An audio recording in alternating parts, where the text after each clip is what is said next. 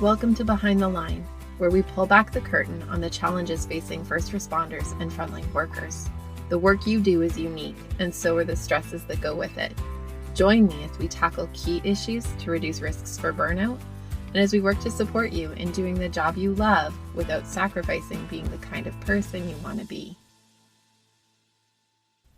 Hey out there, and welcome back to Behind the Line. As always, I'm your host, Lindsay Faas. For those of you who have maybe not listened to the show before, I'm a clinical counselor specializing in trauma therapy.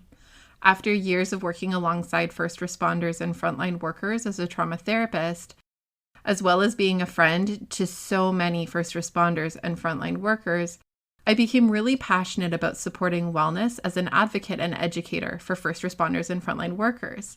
My mission is to support those on the front lines, and it's really emerged from seeing over and over again that you guys sacrifice so much for our communities, and our systems really work against you. I'm really excited that you're joining me today of all days, because today I get to have a really fantastic conversation with my new friend, Ryan. I met Ryan through an old friend from college who connected us when this old friend had heard about my kind of interest in developing this podcast and some other resources that I've created for first responders and frontline workers. And I was looking to do some research and connect a bit more deeply with people who are outside of my client load. And when I connected with Ryan about all of these different pieces that I'm working on to get some of his feedback, one of the things that emerged in that conversation back in the fall of 2020 was that he has developed and implemented some really fantastic skills for mindfulness. So when I started creating this series on mindfulness that we've been walking through for the last couple of weeks, Ryan came to mind as someone I really wanted to connect with. Now, Ryan is an RCMP member in a northern rural community in Canada. He has been working in this work for a number of years now, and as a result of some of his work-related stress and exposure-related concerns, he's had to do some personal work and has developed some really cool skills. And I think it's really important for you to hear from someone who's not me about some of these pieces, because it's easy enough to kind of roll your eyes when you hear a therapist say a super therapist-y thing like mindfulness is a great idea. It's a little bit different when it feels like it's coming from someone who's a peer, who is really in the thick of it with you and who gets it in a different kind of way, who gets the obstacles that you're facing and the different systemic challenges, as well as the pace of the work that you do. I want you to hear from someone who is mimicking this message to say, hey guys, this is really valuable and it's really doable. So he and I are going to talk for a little bit now about some of the ways that he applies some of these strategies, and I hope that it inspires something for you as well. So take a listen. I would love to start by just saying thank you so much for being here, Ryan, and for your willingness to do this, because I know that it's not a typical request for someone to approach you and say, hey, will you be on my podcast? Oh, no problem. I'm glad I can help in any way. And yeah. Yes, I did have some friends be like, ooh, you're going to get fired. Dude, that's like, this is a pretty big risk, hey? Yeah, and I was like, well, I'm not going to talk about protected information. It's literally about and then when I explain it, what it's about, they're like, oh, okay. So that seems okay. I think people are just a little bit paranoid, right, with media and everything about what you can say or what you can't say. And we get training on that. And then we realize that there isn't a whole lot that we should be saying. But totally. And I'm like, no, this is a podcast about mindfulness and like frontline workers. Right. So I just sort of, remind myself of that so that I don't just, get paranoid and be like, nope, I won't help. Totally. And that's kind of, it kind of speaks to exactly why I think resources like this need to exist, is because the training is to keep things pretty close to the vest. And that makes a lot of sense given the work you do and the fact that you interact with so much protected information. But it also really isolates you guys. And it, I think, leaves you guys to feel like each other is the only other people who get it. But is that really what you guys talk about or connect around? And when you do, is that actually meaningfully helpful? Yeah. because of the protected information, you will be afraid to speak with other people, even when it's completely safe. Totally. So you don't really get that outside perspective a whole lot. So yeah, you're just talking to your coworkers, and generally they're just going to agree with you. Do you know what I Right. mean? You're just gonna, so you're not really gonna expand or remind yourself of what it was like before you became a police officer. Right. Like they're equally entrenched in the stuff that makes it maybe like not healthy or not helpful at times. That's right. Yeah, fair. So, Ryan, how long have you been an RCMP officer? I'm coming up to 8 years now. Wow, 8 years. What got you into it? Like, where did that start for you? So for me, I think it's almost your typical story where when you're a kid, it looks really cool and you see it on TV. So it's kind of implanted, in your mind, like, hey, that's cool. Uh, I'd like to do that. And then I applied for a few when I was 19, and I was basically told on the side, grow up. Uh, Hmm. when I was 19, I looked like I was 16, acted like I was 14.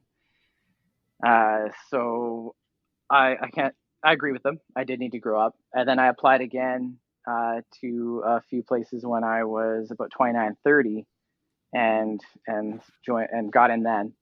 And basically, my main reason was to um, prevent people from getting away with things. And I think everybody has that moment where they're like, they shouldn't be able to get away with this. This is criminal. And you're like, Hmm. I'd like to be a part of that. It's easy to want to be a part of that. Like that sense of bringing justice. Yes, I think we all have that in us where we'd like to see justice served, and we think about it and see it in everyday life. And without the authority behind it, you feel helpless, like you can't do anything. And I think that's what drives everybody, or me, anyways, to apply. Um, Hmm.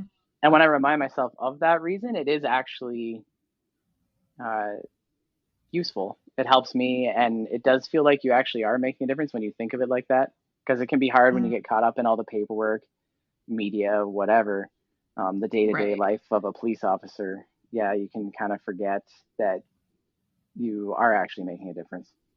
Totally. I think that's probably a really common experience across all helping professions to some extent, like first Mm, response, frontline work, helping professionals, because the systems that surround like all of the extra things become so much the focus, right? Like how much training have you done in how to do reporting and paperwork, that's right.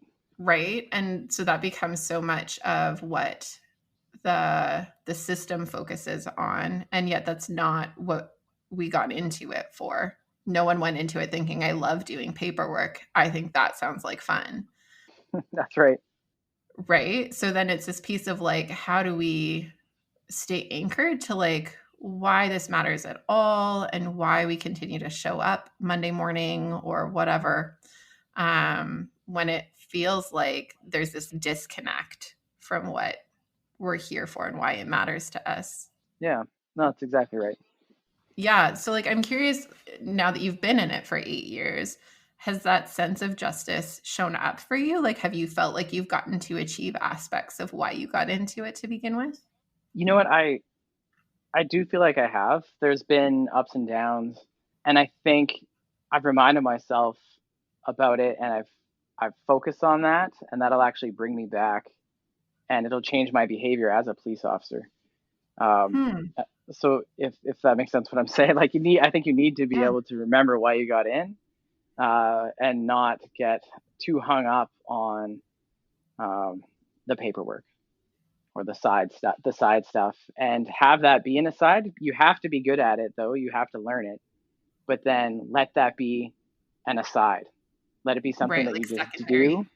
Yes, and you just focus on the change you want to make, and ultimately it comes down to how dealing with people. It's how you deal with Mm-hmm. people is what it is for me. Mm-hmm. um, I've realized. So for me, it's almost like police officer is a combination of a lot of things. You got to wear a lot of hats, and kind of honestly, it feels like social work sometimes. Well, totally, right? Yeah, To some extent, I think that's kind of like the conversation that's happening on a broader scale with this whole defund the police thing, which I mean, everyone has a position and an opinion and a feeling about, but I think at its core, ultimately, the fundamental kind of question that's being asked in some of that movement, wherever that looks and leads, is this question of, are we asking too much of police officers and law enforcement to wear too many hats, that it makes them kind of a jack of all trades rather than the expert at what they really should be the experts at? a really good point. And when people have said, "Hey, would you ride around with, say, a mental health nurse of some sort in Mhm. your vehicle?" I'm like, there'd be a lot of calls where that would be great. Right? Um, there would also be a lot of calls where that would be more of a liability. Totally. Um, so I see both sides, and I feel like our training was pretty good, the training that Mhm. I got, and I've been able to deal with a lot of mental health clients in my first post. Um, but I also did work with people with special needs for a few years before. Okay. Um, So you have a bit of a background in that. I guess, yeah, people with a bit of a background tend to do a lot better because you are dealing with, I mean, they overlap, right? Like Sure. mental health problems and our call volume, like Totally. definitely connected.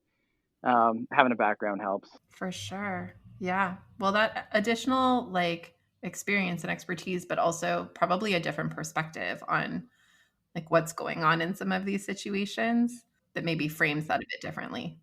That's right. Your experience you have, and I think that's where, like, I know over the years, as far as police forces, I think they're hiring older people with more Mm, life experience for that reason. yeah, Um, totally. That makes a lot of sense. yeah, Hmm.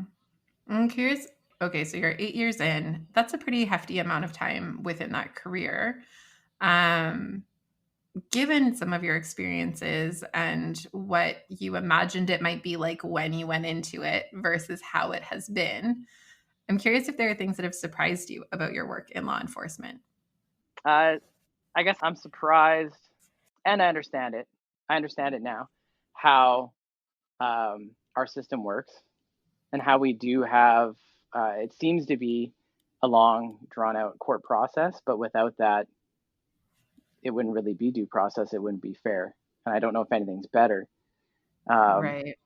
I mean, so there is that challenge because for us, everything's or for me anyways, as a police officer, I feel like things should be dealt with. Things seem really straightforward. They kind of seem a little bit black and white sometimes.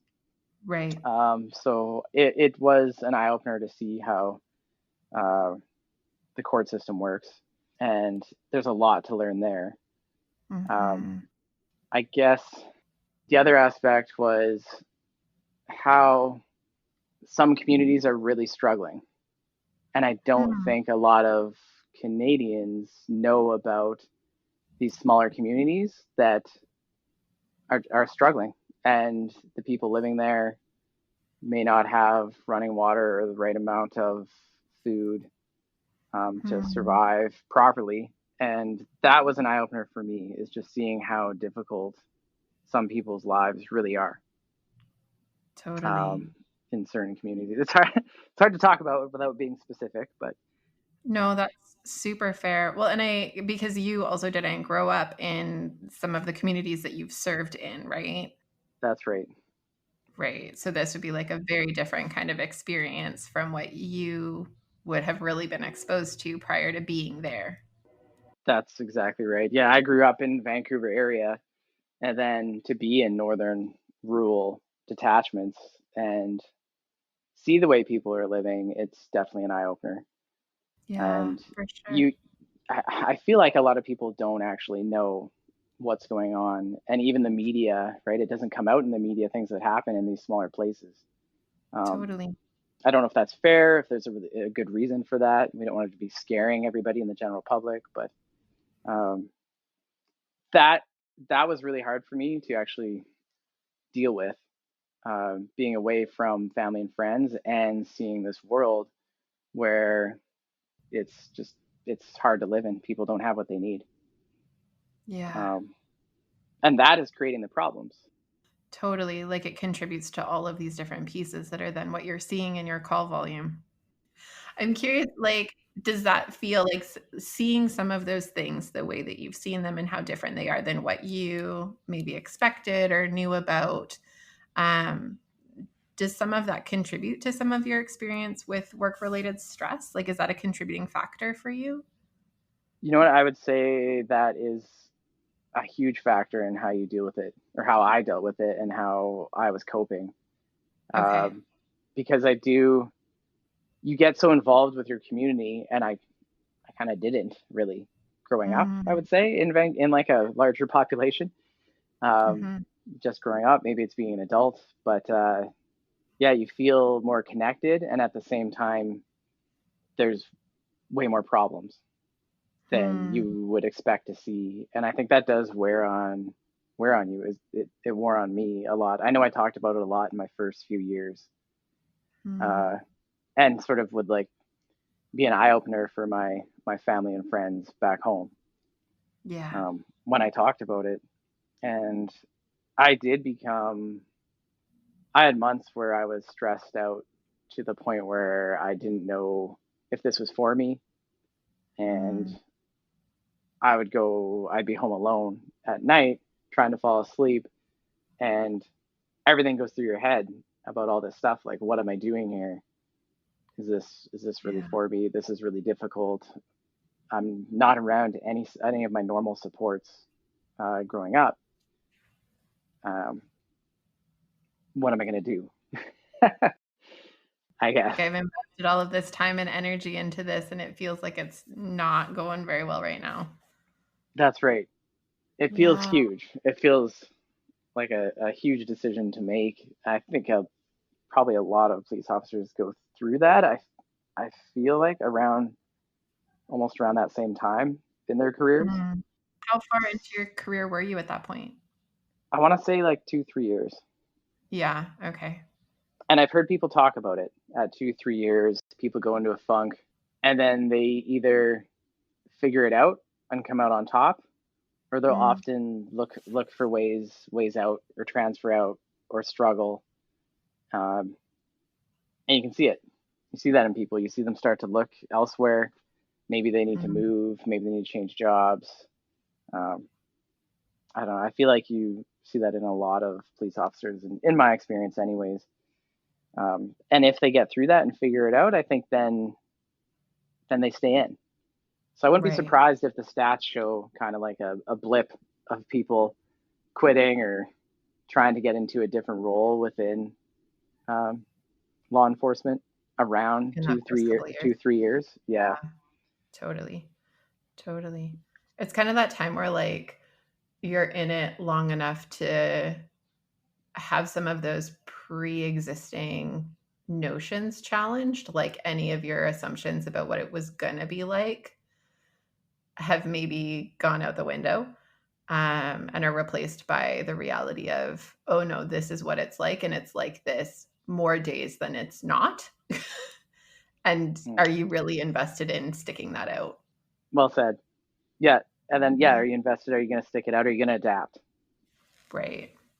Well, and that's a piece too, for sure, right? Like the difference between the guys that adapt and find skills to support that to be like effective on an ongoing basis versus those, and probably you see this in your own work all the time, is those guys that are just super jaded and probably make life miserable for everybody else around them. That's right. That's when you just got to go. Right? And yet those are the guys that like just won't go. I know. Kind of shifting gears from the work-related stress piece, if that's okay, unless there were other pieces that you wanted to kind of speak to about that first. No, I think we can move on.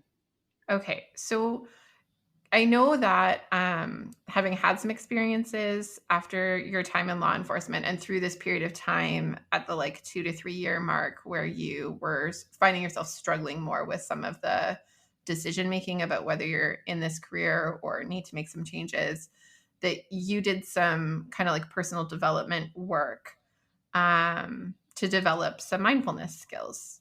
I did. I guess we could thank my friends that were aware of how to deal with life probably better than I am. And they kind of helped me. And I've got a few close friends that are just really aware of, I guess, mindfulness techniques, psychology in general. And for me, I found that, I don't know, I would get hung up on everything, kind of get super energetic and almost hyper when you have a lot of things to do. And I wouldn't remain calm. And then next thing you know, you're not accomplishing a lot. You're not even really being yourself as you jump from one thing to the next. Yeah. And I knew for me, I don't know if it was a connection with anxiety, just sort of general anxiety. Yeah. But when I realized, when I started being more present, which is to me what mindfulness is being present and not having your mind going 1,000 miles a minute about future things. Totally. And that was my main problem. So when I brought it back to the moment and just, for me, focused on what's important, and I picked a few things, and I think everybody can do that. They just pick a few things that they believe to be true about their day, about their lives, and what's actually important to them. All the rest kind of fizzles to the background, and then you can go about your day more productively again. Totally. And ultimately happier because you were productive and you were yourself instead of living in the future. And I think it was a TED Talk a few years ago, and this really struck a chord too. They said that people are happiest when they're in the present. People smile more when they're in the present, when they're focusing on what's going on in their lives right now. That is where people are happy. When people are upset, sad, depressed, it's usually when they're not present. It's usually when they're thinking about things in the future or in the past. Yeah. And I feel like I always thought I need to continuously think about things in the future, or I'm gonna screw something up now. Totally. This is like the time to prepare for all the things. Yeah. Let's keep thinking about it. Let's keep preparing. Let's keep thinking about it. And in the meantime, time is passing and you're not accomplishing anything. Totally. Well, and I love what you said about when you're in the present, then when you're doing things, you feel more productive and like you are more you. And in psychology, we would use words like you're acting more in alignment or you're being more congruent with who you intend to be, which is why it feels differently satisfying to be in that space.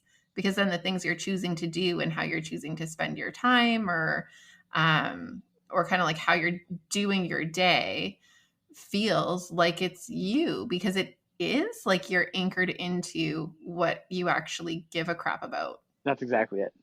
Yeah.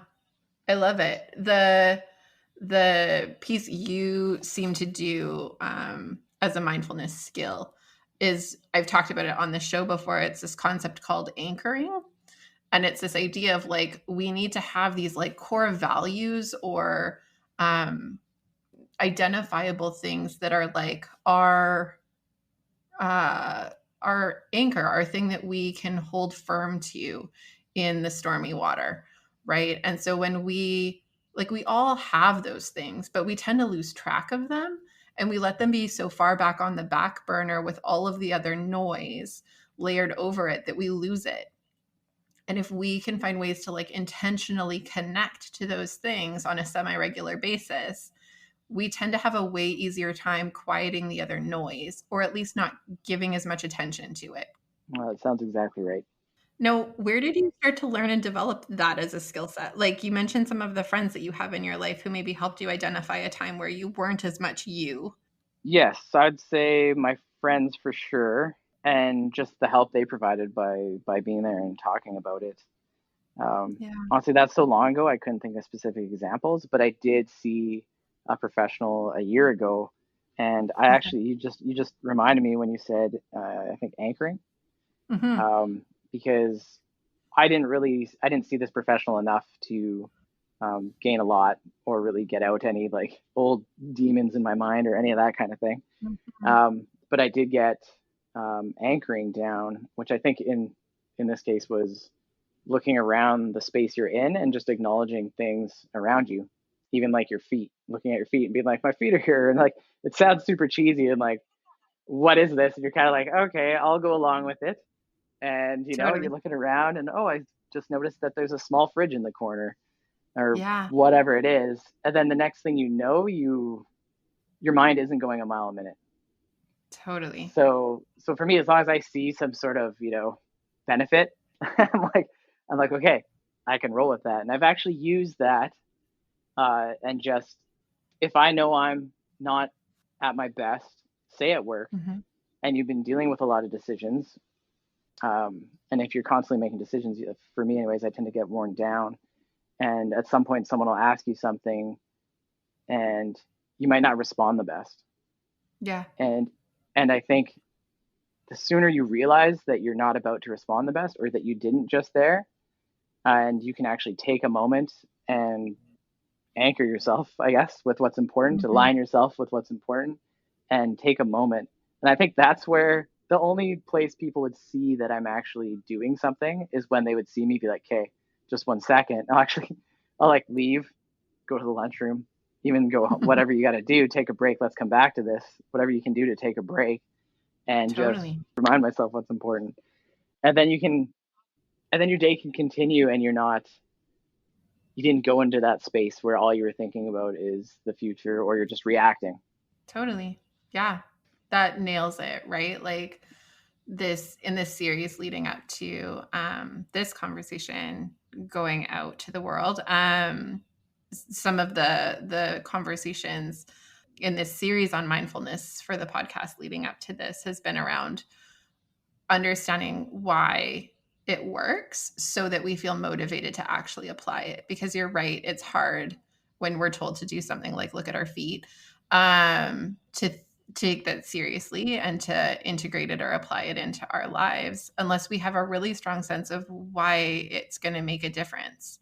And it sounds like there's been really interesting ways that you've noticed it make a difference for you that makes it something that you would continue to apply for your world. Definitely. It's still scary. It's still scary to me because I still do want to just go back to being kind of like a caffeinated, like bumblebee. There is an appeal to that. There's like a simplicity in not having to work so hard at it. Yeah, Mm-hmm. that's right. You don't have to be as conscious to like apply the skills when you're in that just like buzz around go mode. That's right. And there is something like, I don't know, almost fun about that too. But you're still, I feel like I'm still not going to be productive in like an adult work environment. Right. That would be more for like vacation or days off if you really wanted to. That's sort of how I see it. Well, and I kind of imagine that there's also a difference in the sustainability of that, like to do that all day, every day, forever and ever. Right. Like there's also a cost to it. Yeah, that's right. Burnout. And I think we all see people that are like that. Totally. Are there any other, like you've mentioned this piece that I'm going to call anchoring, which is kind of like identifying what the high value pieces are in your world and finding ways to anchor back to that. You've also mentioned this piece about like noticing things in your present environment, which I talked about in last episode is kind of this piece around attuning to our environment as a means of mindfulness. Are there any other skills that you specifically have found helpful? I guess I don't know if this would be a skill, but what that might look like for me is being in a dark room, even in the afternoon, at home for 10 minutes. And that's what it looks like when I'm thinking about these things. When you're doing that like anchoring process. Yeah. And I'm just like, this is what's important. These things aren't how this person thinks of me isn't right now. These things are. And it inspires confidence, I guess. Yeah. And those are the things that I think about are just stuff that I've come up with. I feel like there's definitely a lot more to it. Like if speaking with a professional, you could figure out certain things that kind of work for everybody or what would work for you specifically. This is just stuff that I've sort of come up with on my own. So very much so an amateur. Well, and that's fair. And I think to some extent, like a lot of the work I do clinically is that piece of like trying to, offering this information of these are different skills and then working to figure out how to make them personal for people. But at the end of the day, they are always personal. Like it always is going to be a bit unique to each individual who does it. So it's kind of okay that you're an amateur and you're making it up as you go along because there's some version of that was going to be true anyway. Hmm. Well, that's right. I'm curious, like, since having started to do some of these pieces as a bit more of a practice in your world, what have you noticed is different about you? Like, are there things that you feel like you handle differently as a result of that? It sounds like some of the like interpersonal interactions, like you mentioned, if I have, a moment where I feel like I didn't handle something very well with someone, that I will ask to like come back to it later. Or are there other ways that you've noticed that it has had, good, bad, or otherwise impact for you to start doing some of these things?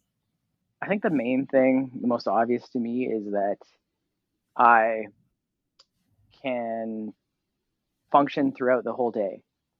So I can be at work, say for a day shift. I can go home, and instead of vegetating and staring at the wall for 5 minutes, I'll be like, Right. what can I do now?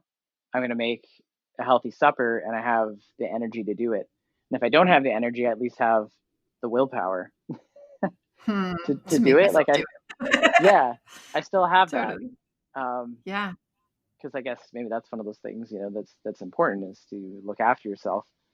So it just sort of automatically happens. And then if I were to be socializing in the evening, uh, I can do it, even though Yeah. I was dealing with stuff all day and dealing with people all day and other people's problems, which I know can be draining in all fields Mm-hmm. and just everyday life. So for me, I can get more out of my day. I guess that's the biggest thing I Hmm. notice. Um, Cool. and you can't help but notice if people should be doing it. Like you'll just notice people um, running out of gas Yeah. and getting worked up about everything, and you want to tell them like, okay, everybody says just like chill out, you're gonna give yourself a heart attack, um, Hmm. and you wish you could just like impart this little bit of wisdom, and then they just take it on, and the next day they'd be fine. But it does seem to be kind of one of those things you got to sort of find on your own and Hmm. be ready for it, I guess. Well, and it kind of takes like some time and practice to figure out how to make it yours and and for your body to kind of regulate itself to a new rhythm. Definitely.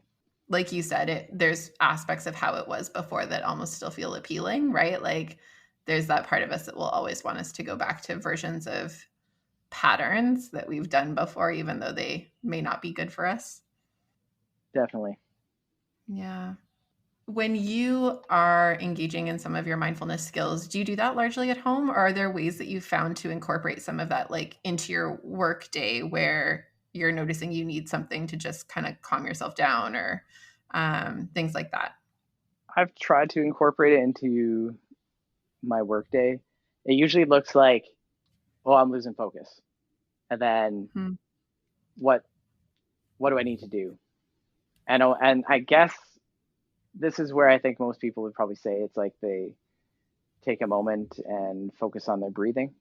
Hmm. Um, I think for me, I'm not really that focused enough to remember to do that sometimes when I'm at work. So it's more of just a moment on my own, I guess. Hmm. So I don't sit there and say, okay, I'm going to do this now, or I'm going to take a moment to be mindful or Right. meditate or whatever. You can apply it, I think, quite quickly. It's more Hmm. just bringing yourself back to what's important and just quickly and reminding yourself that you're working on that. That's as far as I've gone with it. So it's just sort of a quick reminder. Wait, let's not just react. let's actually think about this. Is this an emergency? No? Okay, Right. we have time. Yeah. And so I guess just, yeah, we're basically just saying, hey, you can be calm.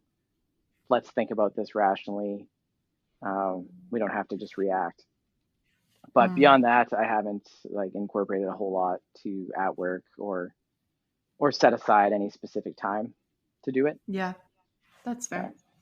I yeah. think um, one of the conversations I often have with clients, but have also kind of argued a bit these last couple episodes is that there are like small ways that we can incorporate some of these pieces into virtually any moment or situation, like whether that's, you know, a really simple straightforward breathing exercise that like no one around you is noticing that you're doing it, or even that anchoring piece that we're talking about with you, this like refocusing on what matters. Like no one else is in your head, no one else knows that you're doing this, they just think that you're thinking or waiting or something.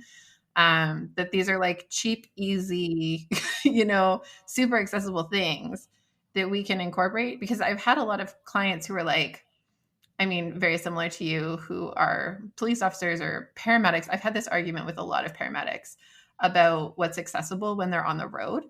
And we get into some of the like, well, I've heard coping is like, you know, diffusing essential oils and, you know, this, that, and the Mm. other. And we have the conversation about like literally this could just be that you're going to take a second to like imagine yourself in a place that feels warm and cozy instead of in the freezing back of your ambulance for a second. Like it Mm. doesn't have to be really complicated. It doesn't have to involve a lot of like paraphernalia. It can be pretty straightforward if we learn to practice it and find ways to remind ourselves to do it in some of those moments. Absolutely. Yeah, you don't have to like bring out the plastic ferns and the incense and turn off the lights and be like, everybody, we're just having a moment. Uh, Totally. it doesn't have to be like that because, like I said, it's in your head, really, what you're doing. Yeah. So Yeah. I love it. I super appreciate your perspective on that.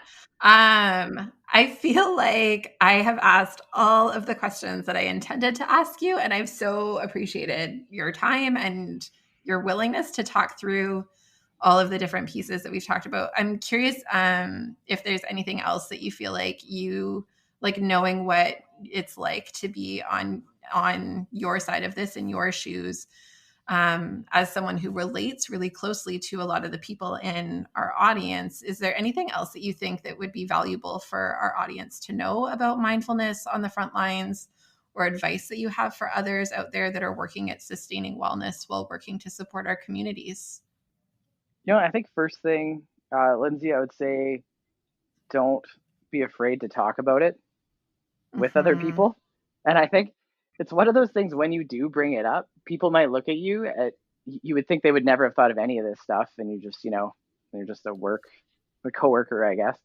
And then you Right. bring it up, and they might smile at you and be like, "Oh, yes, my husband does that," or like, everybody seems to have an experience with this now in some way, or at least know about it. Or maybe they're doing it all the time and you don't know, and they're the ones that are super mindful, super present, and you're surprised by that when you tell them. So I would say, yeah, just Hmm. be okay talking about it. It doesn't have to be this cheesy, fluffy thing that's like, oh, now we're just gonna like hang out and like, I don't know, light incense, right, and turn the lights off, and like Hold this is a hands and talk hold deeply about hands, it. yeah, talk about our feelings. And it's like it doesn't have to be like that. So I think a lot of people have some sort of experience with it, or they do it themselves in some way that they've just figured out on their own, where they need to Yeah. just chill out. Um, Yeah. and I always say that. To me, it's being calm, and I want to say that it makes me feel like I am actually my age, like I have the wisdom of someone my Hmm. age, instead of coming across like that bumblebee that could be, any age, just reacting. Yeah. Thanks so much, Ryan, for your time today and for sharing all of these pieces that you've shared. Like, it's just been really fantastic to hear from the perspective of someone who's out there and who's doing this and who's struggled with some of the things that we've been talking about for a number of weeks now and has found ways to apply some of the skills that we've been talking about for the last couple of weeks. I just really value your experience and the willingness that you've had to bring that here, because I know that this isn't an everyday kind of space to bring some of that to. So thank you again for your time and for your wisdom and for sharing that. Thank you, Lindsay, for the opportunity. And like I said, feel free to edit this and make me sound a lot smarter than I am. I'm so closing on that. Perfect. Awesome. Ryan and I really enjoyed our conversation together, and I just want to thank him again for being a part of that conversation and for being willing to expose some of the ways that he's found the work hard, as well as some of the ways he's worked to correct for that and counterbalance it using some of these tools. It's not easy coming on a show like this and offering this kind of personal level of exposure. So I hope that all of you out there listening can really appreciate his story and his willingness to share it. I know he and I left off in kind of a funny place. We had been having some technical difficulties throughout the course of our recording. And so I wanted to end it there just because it felt like a really great place to end it. But I also just wanted to say one more time before we wrap up today's show, thank you so much for listening. Thank you so much for sharing your stories with me on social media, and for connecting with me by email. It's been really fun to get to know some of you a little bit better and to hear some of your stories. I hope you'll continue to share some of that with me. There are lots of different pieces that you can connect with. And I would love to hear from you about how today's show landed for you, and whether there are pieces that you'll be taking away from this today. As always, you'll find all of my contact details in the show notes. And during the course of this next coming week, I hope that you will continue to stay safe.